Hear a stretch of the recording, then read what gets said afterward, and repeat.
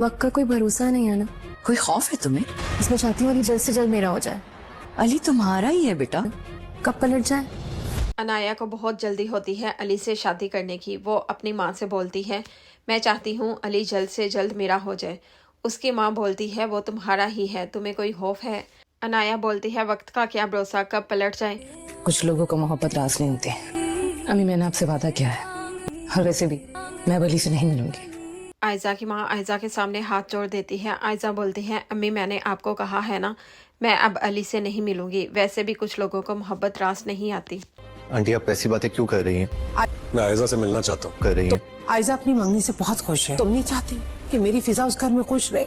उसामा और अली दोनों आयजा के घर जाते हैं। अली बोलता है, मैं आयजा से मिलना चाहता हूँ। आयजा की माँ बोलती है, तुम नहीं चाहते कि मेरी फिजा अपने घर में खुश रहे? उसामा बोलता है, आंटी आप तो सब जानती हैं, फिर ऐसे क्यों कर रही हैं? वो बोलती हैं, आयजा अपनी मंगनी से बहुत ज़्यादा खुश है। वैसे भी वो इस वक्त जुनैद के साथ बाहर गई है। अली बोलता है, जुनैद? कौन जुनैद? आयजा की माँ बोलती है, उसका होने वाला शौहर। ये सुनकर दोनों बहुत ज़्यादा परेशान हो जाते हैं। देवी बाहर, कौन जुनैद? उसका होने वाला शौहर।